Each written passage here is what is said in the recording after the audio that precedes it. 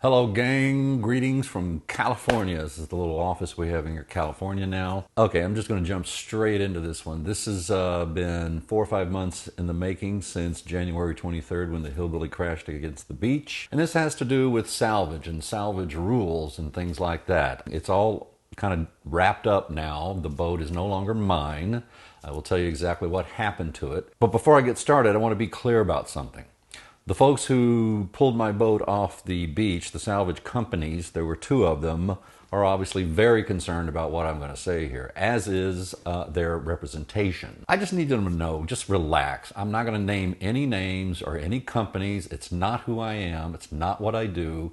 This video is about the rules and laws of salvage, and are they really that fair to us boat owners, to yacht owners? I just find it really unfair. And so what this video is going to be about is not those guys and what they did or that they did something wrong. They didn't, obviously. They did an amazing job. It's just everything that happened afterwards and how this whole thing operates, which are from laws from hundreds of years ago, hundreds and hundreds of years ago, these laws. Of course, they've been updated throughout time, but still, I just think it takes advantage of boat owners dramatically, and I just didn't like the way it all went down. So that's just me. Again, I'm not going to slam anybody. Everybody did a great job involved in this, including their representation and my representation. It ended the way it ended because that was the best thing for my wife and I. But I'm going to talk about this because it happened to me, and I can talk about what happened to me, right? This is my channel. You want to talk about what happened to you, you open up your own channel, get hundreds of thousands of viewers, and you can talk all you want. And by the way, I don't mind if they watch the videos or anything, because every time somebody watches one of my videos on YouTube, I get paid. So thank you. Not that much, so don't worry about it. So let's go back, January 23rd. You know the story. She went aground, the mooring ball broke. I tried to save her. It was not a smart thing to do, and she ended up with several holes in her hull.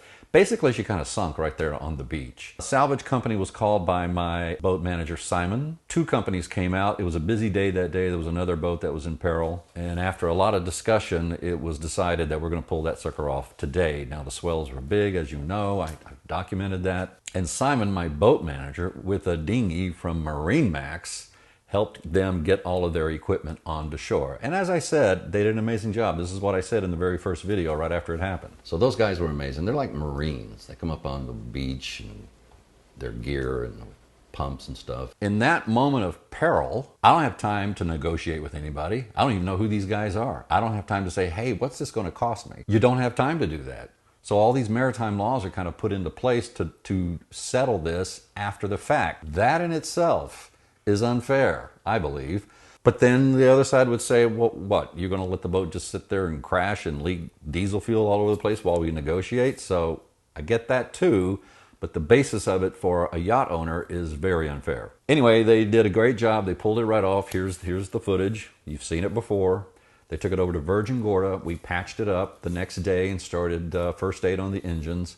And then a couple of days later, they towed it over to Nanny Key on Tortola. So now we move forward. And so now I hear from my insurance company, which, by the way, has now declined my claim altogether. And I'm going to get into that in a subsequent video, obviously, which brings me to why I had to deal with Salvage and the companies and their lawyers for months and months and months. If the insurance company would have done their job, I would have never even heard from the salvage company. They would have negotiated with the insurance company.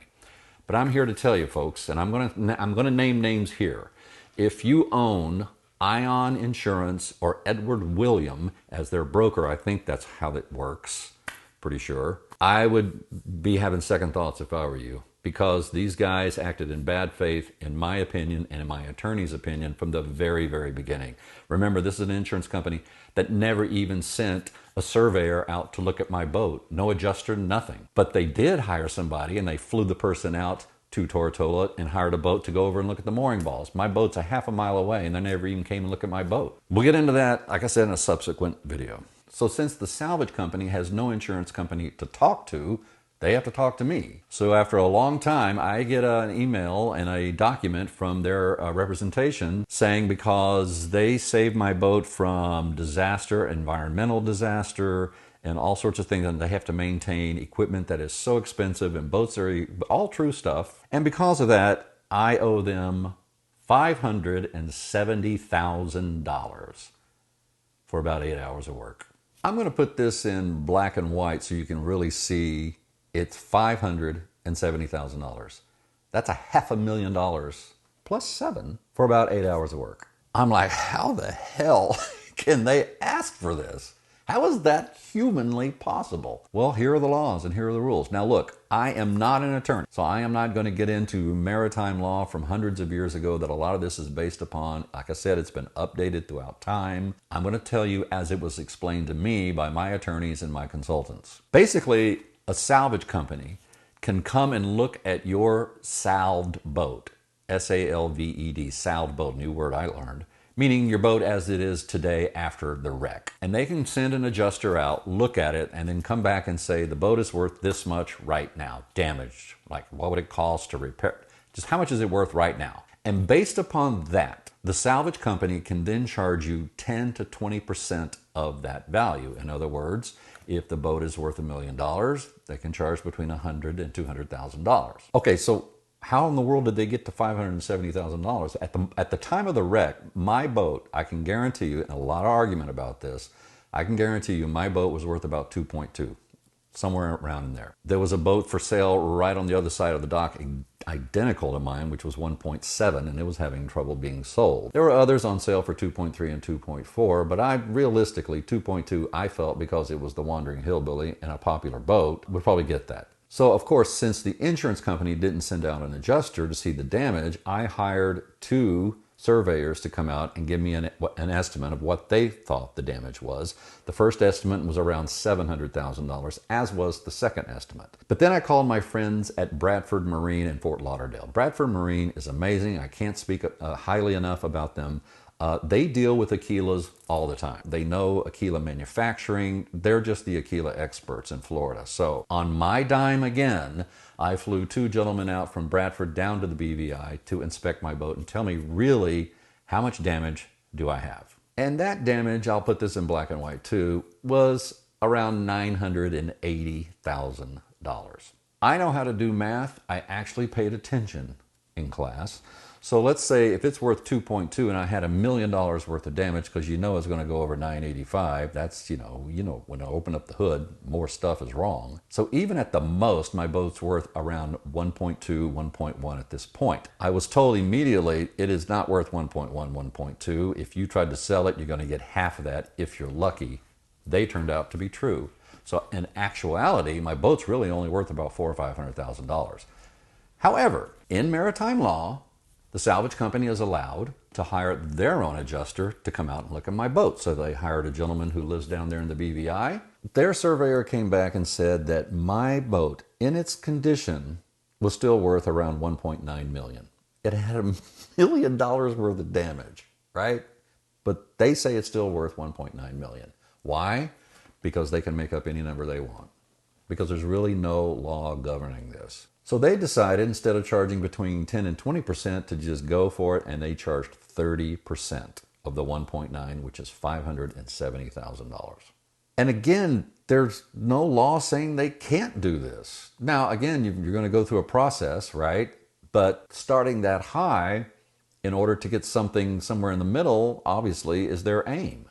I've just never seen a business or an industry that is able to do something like this. It's outrageous. It's outrageous. And I know a lot of great people work at these companies, and I know it's very expensive to operate these companies. I get that. But man, that's just outrageous. It makes no sense. 30%. So now I have to hire a lawyer, and here we go. And it became very clear to me that I needed to move the Hillbilly to Florida and get it out of the BVI, because if I were going to repair it, Bradford Marine in Fort Lauderdale was the place to repair it, right? Well, I can't move the boat because obviously the salvage company has now put a lien on my boat. So we made a deal where I would put $50,000 in an escrow, which I did, and then it cost me $48,000 to pick the boat up, put it on the back of a tanker, and send it up to Florida. Not to mention all the ancillary costs of it staying on the ground in the BVI for 3 months. When I get to Florida, it's on the ground there for a couple of months. I mean, this thing is costing me between $14,000 and $20,000 a month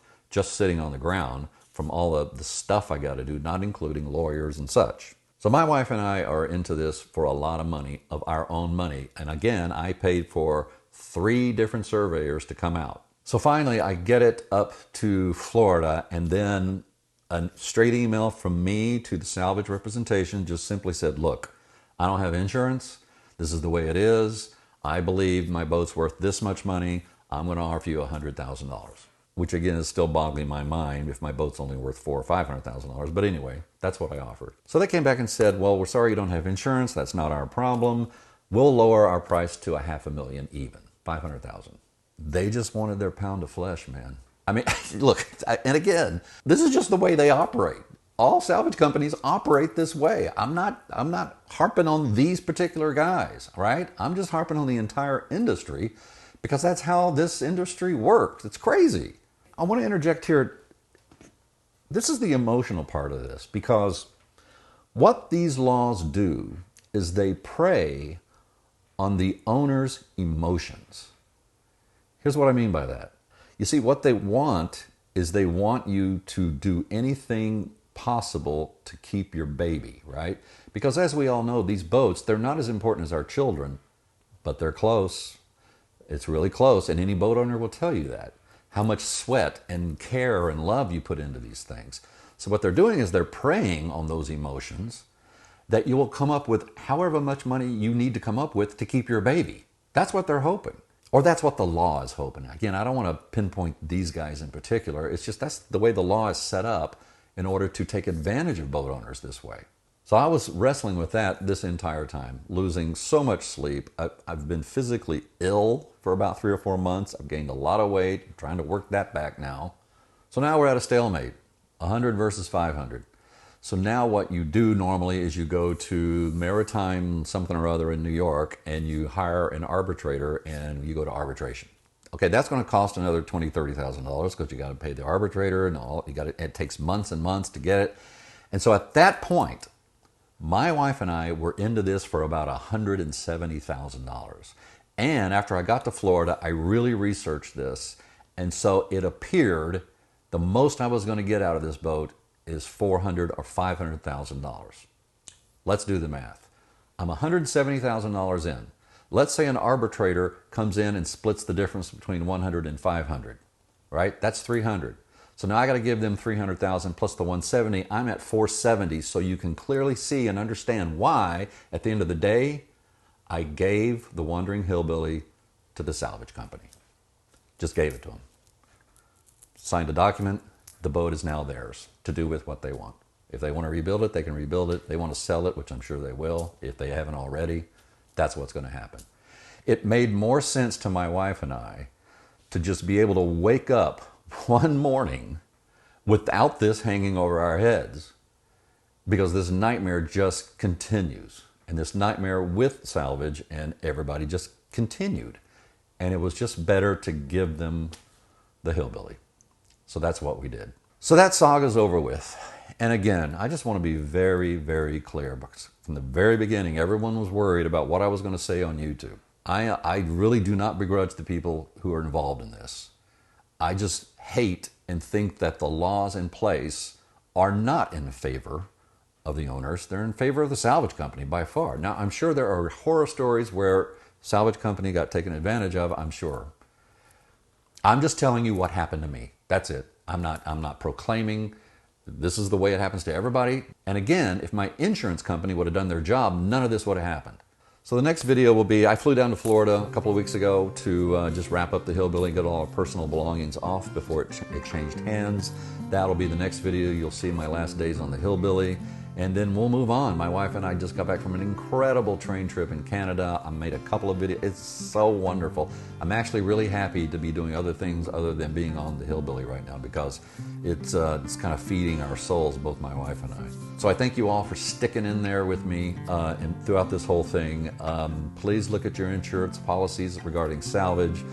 Know the troubles and the pitfalls of this. In case something happens, I am sure I'm going to hear from a lot of people about their experiences. And I'm also going to get a lot of negative comments. I know I continue to. It is what it is. If you're too negative, I'm just going to block you, because you don't deserve to be with this community on this channel. Love you guys. See you later.